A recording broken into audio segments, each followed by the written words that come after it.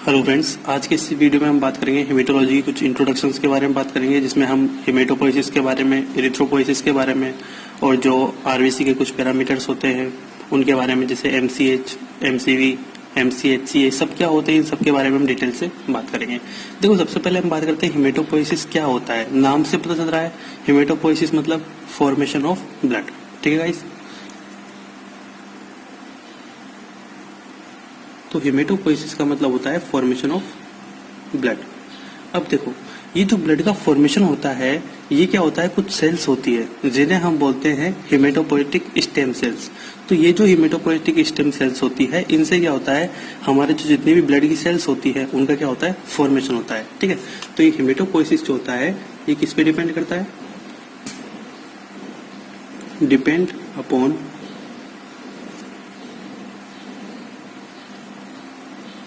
Haematopoietic stem cell. ठीक है, अब देखो, आपको पता है स्टेम सेल क्या होती है। स्टेम सेल जो होती है प्लूरिपोटेंट होती है। मतलब ये क्या होती है, इन सेल से कोई भी दूसरी टाइप की जो सेल्स होती है वो प्रोड्यूस हो सकती है। ठीक है, और दूसरी बात क्या है कि इनमें एक और खासियत होती है कि ये जो हेमेटोपोइटिक स्टेम सेल्स होती है, इन सेल से क्या होता है, सेम टू सेम दूसरी सेल भी क्या हो सकती है, जनरेट की जा सकती है। ठीक है गाइस, तो इसकी दो प्रॉपर्टी होती है हेमेटोपोइटिक स्टेम सेल, जिसको हम शॉर्ट में बोलते हैं HSC। ठीक है, तो दो जो इसकी खासियत होती है वो क्या होती है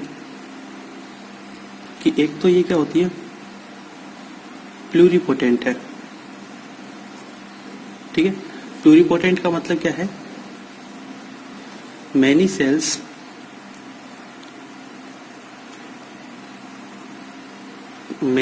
can be produced by it.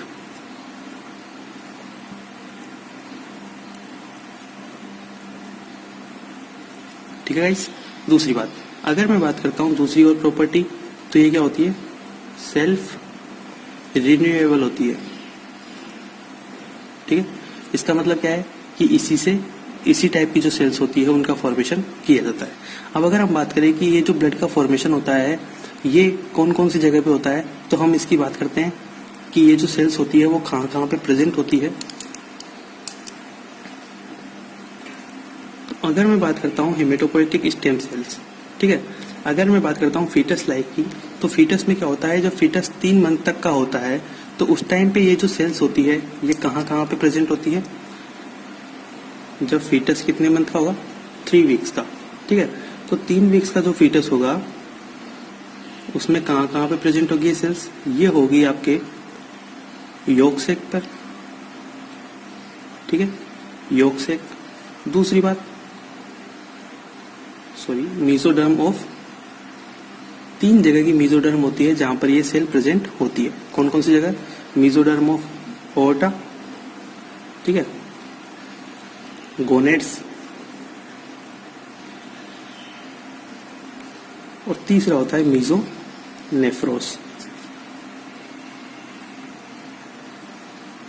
ठीक है, तो जो मीजोनेफ्रोस होता है और ये जो 3, ठीक है, तो ये जो है yolk sac, mesoderm of aorta, gonads and mesonephros, इनमें क्या होता है, ये सेल्स प्रेजेंट होती है।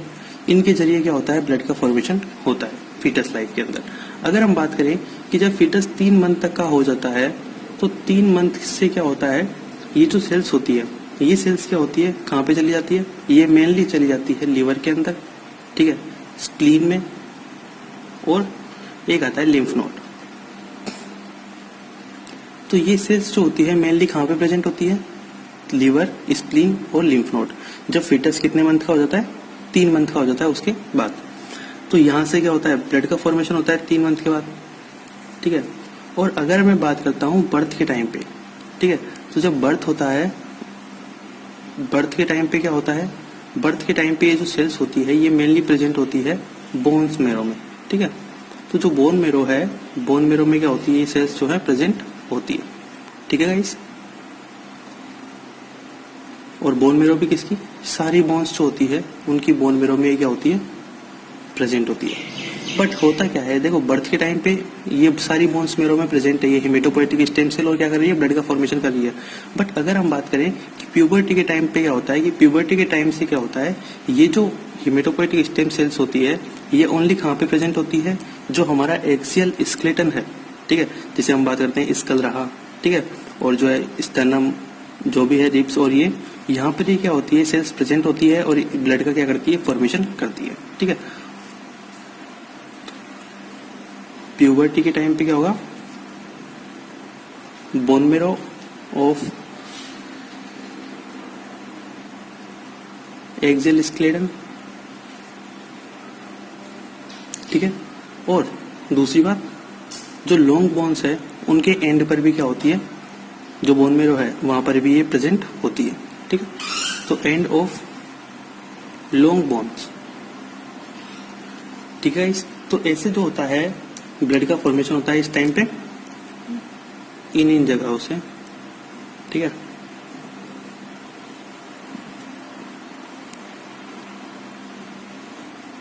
क्लियर। अब मैं जो है हिमेटोपोइसिस या एरिथ्रोपोइसिस कैसे होता है उसको बताने से पहले मैं आपको एक चीज बताना चाहता हूँ बोन मेरो एग्जामिनेशन के बारे में, ठीक है। भाई देखो बहुत सारी डिजीज ऐसी होती है जिसके अंदर क्या होता है हमें बोन मेरो का एग्जामिनेशन करना पड़ता है। अब ये जो बोन मेरो का एग्जामिनेशन है ये हम दो तरह से कर सकते हैं, ठीक है। दो तरह से कैसे कर सकते हैं, या तो कर सकते हैं हम, ठीक है, या तो हम कर सकते हैं बोन मेरो एस्पायरेशन के द्वारा, मतलब उससे क्या है बोन मेरो से लिक्विड हमने बाहर खींच लिया, बोन मेरो एस्पायरेशन, ठीक है। ये जो बोन मेरो एस्पायरेशन होता है इसमें क्या होता है कि जो बोन्स होती है, जो बोन मेरो है, बोन मेरो से क्या होता है लिक्विड को बाहर खींच लिया जाता है कुछ नीडल्स के द्वारा। उन नीडल्स को हमको नाम याद रखना है, दो नीडल्स का नाम याद रखना है। तो एक होता है कौन सा, क्लीमास नीडल, ठीक है, और एक होता है सालाज नीडल, ठीक है, क्लीमास नीडल और सालाज नीडल, ठीक है। ये दो नीडल का नाम आपको याद रखना है, सॉरी नीडल, ठीक है। इन दोनों के द्वारा क्या होता है ये बोन मेरो एस्पायरेशन की प्रोसेस पूरी होती है। दूसरी अगर मैं बात करता हूं तो पहला हो गया हमारे पास कौन सा बोन मेरो एग्जामिनेशन किसके द्वारा, बोन मेरो एस्पायरेशन के द्वारा। दूसरी अगर हम बात करें तो वो होता है हमारा कौन सा, वो होता है बोन मेरो बायोप्सी। बायोप्सी को मैं BX से लिख रहा हूँ शॉर्ट में, ठीक है। देखो बोन मेरो बायोप्सी में क्या होता है कि हमें बोन मेरो से कुछ टिश्यू होता है या कुछ पदार्थ होता है उसको हमको क्या करता है बाहर लेना पड़ता है, ठीक है, और बाहर लेके क्या करते उसका क्या करते हैं चेक किया जाता है, ठीक है। तो बोन मेरो जो बायोप्सी होती है इसके अंदर जो हम नीडल का यूज लेते हैं जिसके थ्रू क्या करता है उस टिश्यू को बाहर निकाला जाता है, बोन्स के कुछ टिश्यू को बाहर निकाला जाता है ताकि हम उसका डायग्नोसिस अच्छे से कर सकें। तो उसमें जो है हम दो टाइप की जो है नीडल्स का यूज लेते हैं।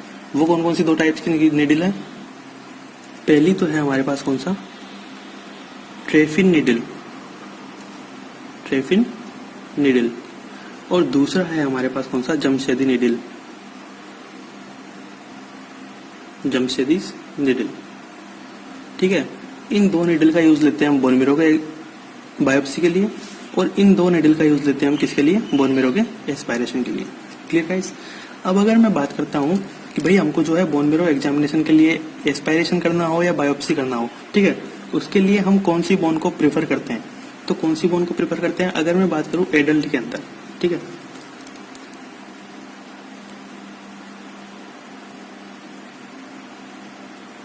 एडल्ट के अंदर हम किसका यूज करते हैं, और अगर हम बात करें चाइल्ड के अंदर हम कौन सी जगह यूज करते हैं। तो अगर मैं बात करता हूं कि एडल्ट के अंदर क्या यूज करते हैं, देखो एडल्ट के अंदर आपको पता है जो पोस्टीरियर सुपीरियर इलियक स्पाइन जो जगह होती है, ठीक है, पोस्टीरियर सुपीरियर इलियक स्पाइन, उस जगह को हम प्रेफर करते हैं बोन मेरो के एग्जामिनेशन के लिए, ठीक है। बट जो ओबेज पर्सन होते हैं, ठीक है, उनके अंदर हम क्या यूज करते हैं, उनके अंदर हम एंटीरियर सुपीरियर इलियक स्पाइन को जो है प्रेफर करते हैं बोन मेरो के एग्जामिनेशन के लिए। Clear guys. तो एडल्ट में क्या है, पोस्टीरियर सुपीरियर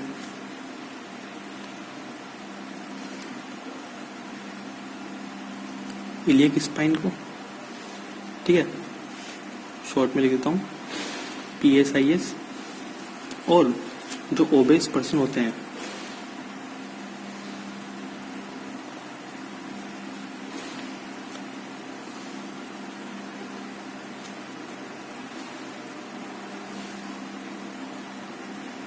जो ओबेस पर्सन होते हैं, पीपल होते हैं, उनके अंदर क्या यूज करते हैं हम, इनके अंदर हम एंटीरियर सुपीरियर इलियक स्पाइन, ठीक है, इस साइड का हम यूज करते हैं बोन मैरो के एग्जामिनेशन के लिए। बट अगर मैं बात करूं कि चाइल्ड के अंदर अगर आपको बोन मैरो का एग्जामिनेशन करना है तो आप कौन सी जगह को प्रेफर करेंगे, तो हम प्रेफर करेंगे जो टिबिया का एंटीरियर एंड होता है, उस टिबिया के एंटीरियर एंड को हम क्या करते हैं, प्रेफर करते हैं, ठीक है, anterior end of tibia. Clear guys. अब हमारा बोन मैरो का एग्जामिनेशन भी हो गया, हमने ये भी बात कर ली कि जो है ये स्टेम सेल्स कहाँ कहाँ पे होती है, मतलब कि ब्लड का फॉर्मेशन कौन कौन सी जगह पे होता है, कौन कौन से टाइम पर। अब हम प्रॉपर हेमेटोपोइसिस के बारे में डिस्कस करते हैं। Clear guys. देखिए गाइस, अब हम बात करते हैं हेमेटोपोइसिस के बारे में, ठीक है, कि ब्लड का फॉर्मेशन कैसे होता है। तो इस चार्ट से हम इसको पूरे को समझेंगे। देखो सिंपल सी बात है, मैंने आपको बताया था कि हेमेटोपोइटिक स्टेम सेल्स जो होती है, इनसे क्या होता है, ब्लड की सारी सेल्स का फॉर्मेशन होता है। तो क्या होता है कि जो हेमेटोपोइटिक स्टेम सेल्स होती है, जिसे हम क्या बोलते हैं, HSC शॉर्ट में बोलते हैं, इससे क्या होता है, मल्टीपोटेंट स्टेम सेल्स, या आप इसको प्लूरीपोटेंट हेमेटोपोइटिक स्टेम सेल्स भी बोल सकते हो, इनका फॉर्मेशन होता है। और ये जो मल्टीपोटेंट स्टेम सेल्स होती है, ये आगे जाकर ये क्या करती है, ये दो सेल्स का फॉर्मेशन करती है। एक होता है आपके कौन सा, माइलॉइड स्टेम सेल, और एक होता है हमारे पास कौन सा, लिम्फोइड स्टेम सेल। देखो माइलॉइड स्टेम सेल्स जो होती है, इसको हम क्या बोलते हैं, ट्राइलाइनिएज स्टेम सेल्स ही बोलते हैं। अब ये क्यों बोलते हैं मैं आपको आगे बताऊंगा, ठीक है। तो देखो अगर हम पर्टिकुलरली इस सेल्स के बारे में बात करते हैं, माइलॉइड स्टेम सेल्स के बारे में, तो ये जो माइलॉइड स्टेम सेल्स होती है, ये क्या होती है, साइज में बड़ी होती है as compare to lymphoid stem cells की, ठीक है गाइस। और दूसरी बात क्या है कि इसका जो न्यूक्लियस होता है वो भी क्या होता है, बड़ा होता है as compare to lymphoid stem cells की, ठीक है। फिर अगर मैं बात करूं कि इसका जो न्यूक्लियस होता है माइलॉइड स्टेम सेल्स का, इसके न्यूक्लियस में क्या होता है, 3 से 4 प्रोमिनेंट न्यूक्लियाई पाए जाते हैं, ठीक है। और इसका जो साइटोप्लाज्म होता है वो क्या होता है, ग्रेनुलर साइटोप्लाज्म होता है, ग्रेनुलर टाइप का होता है, ठीक है। अब अगर मैं लिम्फोइड स्टेम सेल्स की बात करता हूं, तो लिम्फोइड स्टेम सेल्स जो होती है as compare to myeloid stem cells से क्या होती है, थोड़ी छोटी होती है, लगभग 15 माइक्रोन की होती है, ठीक है। दूसरी बात, इसमें कितना था, इसमें 3 से 4 प्रोमिनेंट न्यूक्लियाई थे, जबकि एज कम्पेयर टू इसके कितना, इसमें होता है 0 से 2 न्यूक्लियाई पाए जाते हैं। फिर अगर मैं बात करूं कि इसका जो इसका जो न्यूक्लियस होता है वो क्या होता है, कंडेंस होता है, जबकि इसका क्या होता है, बिग होता है। और इसमें जो माइलॉइड स्टेम सेल्स थी, माइलॉइड स्टेम सेल्स में क्या था, ग्रेनुलर साइटोप्लाज्म था, और इसके अंदर क्या होता है, नॉन ग्रेनुलर साइटोप्लाज्म होता है। तो आपको इन दोनों सेल्स के बारे में ये कुछ बातें ध्यान रखनी है, ठीक है। अब हम बात करते हैं माइलॉइड स्टेम सेल्स की। तो माइलॉइड स्टेम सेल्स जो होती है, इससे क्या होता है, आगे जाकर के 2 सेल्स का फॉर्मेशन होता है। कौन सी 2 सेल्स का फॉर्मेशन होता है, एक होता है ग्रेनुलोसाइट या मोनोसाइट कॉलोनी फॉर्मिंग यूनिट, ठीक है। ये जो granulocyte monocyte colony forming unit होती है, इसको हम शॉर्ट में बोलते हैं GMCFU, ठीक है, granulocyte monocyte colony forming unit. फिर अगर हम बात करें दूसरी जो सेल्स का फॉर्मेशन होता है, वो होता है कौन सा, erythrocyte megakaryocyte colony forming unit, मतलब लास्ट में क्या है, कॉलोनी फॉर्मिंग यूनिट है। अब ये क्यों बोल रहे हैं हम ग्रेनुलोसाइट, मोनोसाइट, एरिथ्रोसाइट, मेगाकैरियोसाइट, इसका भी रीजन, इसका रीजन ये है कि ये जो सेल्स होती है एरिथ्रोसाइट, मेगाकैरियोसाइट, ठीक है, कॉलोनी फॉर्मिंग यूनिट, इससे क्या होता है, आगे जाकर के 2 सेल्स का फॉर्मेशन होता है, जिसको हम बोलते हैं एरिथ्रोसाइट कॉलोनी फॉर्मिंग यूनिट से तो क्या होगा, एरिथ्रोसाइट का फॉर्मेशन होगा, और जो मेगाकैरियोसाइट कॉलोनी फॉर्मिंग यूनिट है, उससे क्या होगा, प्लेटिलेट का फॉर्मेशन होगा। Clear guys. जबकि अगर मैं बात करूं granulocyte monocyte colony forming unit की, तो इससे क्या होता है, आगे जाकर के 2 सेल्स का फॉर्मेशन होता है। वो कौन सी 2 सेल्स हैं, वो है एक granulocyte colony forming unit, granulocyte colony forming unit, और एक है monocyte colony forming unit. Clear guys. अब देखो नाम से पता चल रहा है, ग्रेनुलोसाइट कॉलोनी फॉर्मिंग यूनिट से क्या बनेगा, ग्रेनुलोसाइट्स का फॉर्मेशन होगा। ग्रेनुलोसाइट कौन कौन सी होती है हमारे पास, न्यूट्रोफिल होती है, बेसोफिल होती है, और इओसिनोफिल होती है, ठीक है। मोनोसाइट कॉलोनी फॉर्मिंग यूनिट जो होगा, इससे किसका फॉर्मेशन होगा, इससे फॉर्मेशन होगा मोनोसाइट का। Clear guys.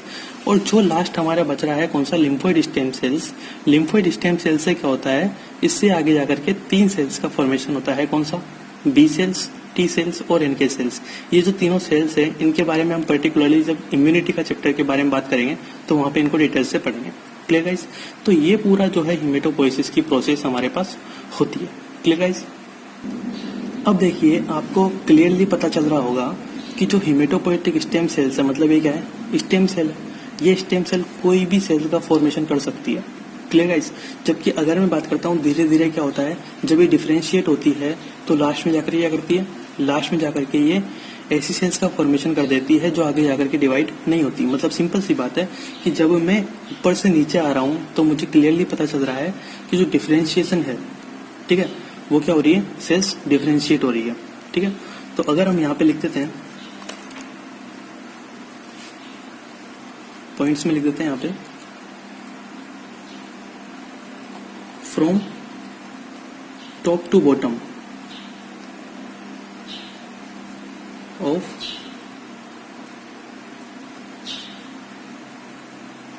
hierarchy differentiation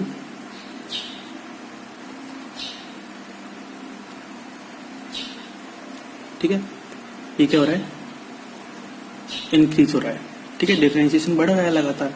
दूसरी बात, तो सिंपल सी बात है कि ये जो हाईली डिफरेंशिएटेड सेल्स हैं वो कौन कौन सी है, न्यूट्रोफिल हो गया, बेसोफिल हो गया। जो सबसे नीचे आ रहा है वो क्या है, सबसे ज्यादा डिफरेंशिएटेड सेल्स हैं।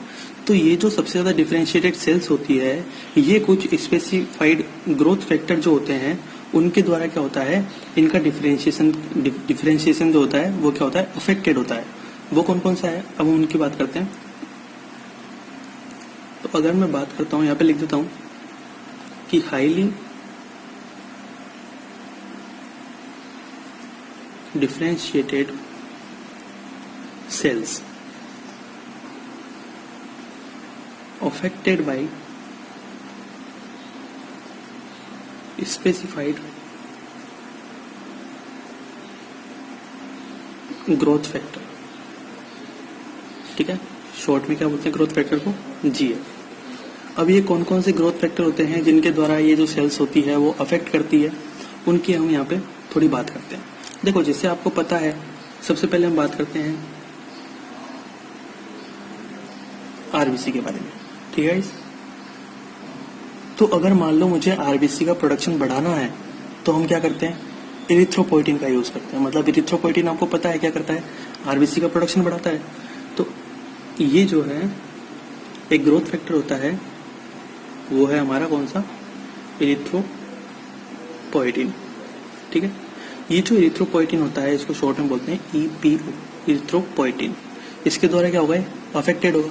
दूसरी क्या करते हैं, दूसरी हम बात करते हैं कि जो प्लेटिलेट होती है हमारे पास, ठीक है, ये प्लेटिलेट जो होती है इनका प्रोडक्शन किसके द्वारा अफेक्टेड होता है, ये अफेक्टेड होती है इंटरल्यूकिन 11 के द्वारा। जो साइटोकाइन होता है इंटरल्यूकिन 11, इसके द्वारा क्या होती है, अफेक्टेड होती है।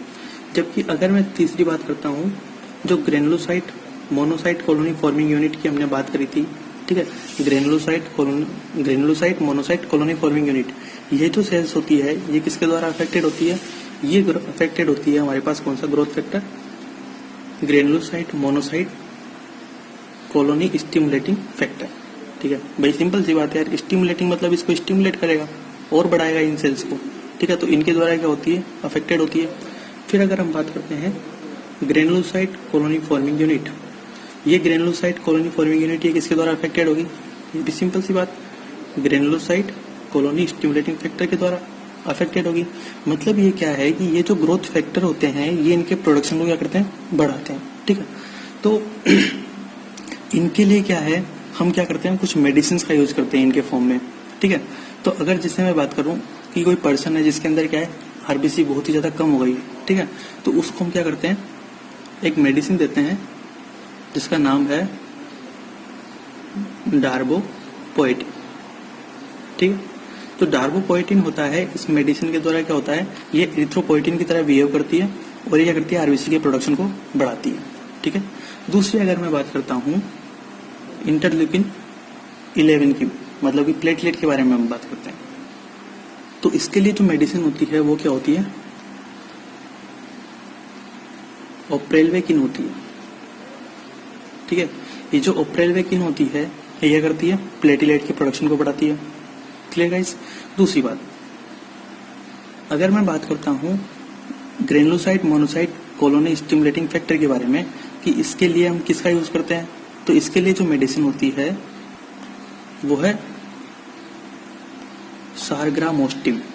ठीक है,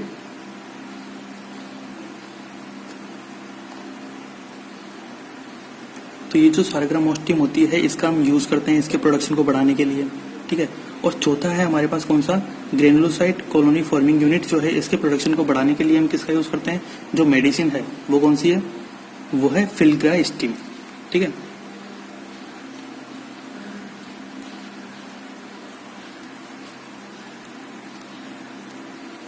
तो हमारे पास अगर मान लो किसी का भी प्रोडक्शन कम हो जाता है तो हम इन मेडिसिन का यूज करते हैं, और ये मेडिसिन जो होती है ये इन ग्रोथ फैक्टर की तरह क्या करती है, बिहेव करती है और इनका प्रोडक्शन बढ़ाती है, ठीक है गाइस। अब मैं बात करता हूँ कुछ टर्म्स के बारे में। देखो आपको पता है पैनसाइटोपेनिया क्या होता है। पैनसाइटोपेनिया का मतलब होता है कि सारी की सारी जो ब्लड सेल्स हैं, मतलब पर्टिकुलरली हम एक आरबीसी की बात नहीं करते, हम क्या करते हैं जितनी भी ब्लड सेल्स हैं, आरबीसी हो, डब्ल्यूबीसी हो, प्लेटलेट्स, इन सब का क्या होता है, इनकी जो काउंट होता है वो क्या होता है, डिक्रीज होता है पैनसाइटोपेनिया की कंडीशन में, ठीक है। तो आप ध्यान रखना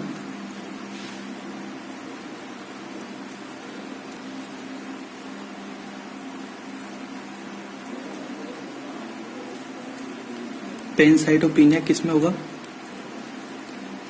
ठीक है।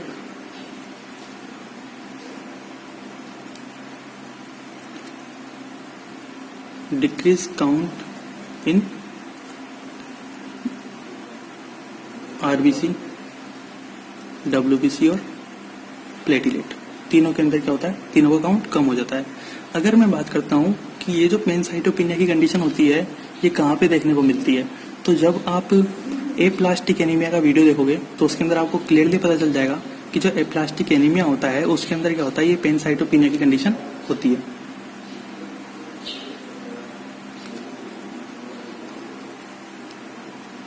Aplastic anaemia, clear guys. दूसरी बात, अब अगर मैं आपसे पूछूं कि ये पैनसाइटोपेनिया जो कंडीशन हुई है ये किस वजह से हुई है, तो क्लियरली बात है सारी की सारी जो ब्लड सेल्स हैं वो क्या हो रही है, कम हो रही है। मतलब किसके अंदर लपड़ा है, लपड़ा है हमारे पास किसके अंदर, हिमेटोपोएटिक स्टेम सेल्स के अंदर, ठीक है।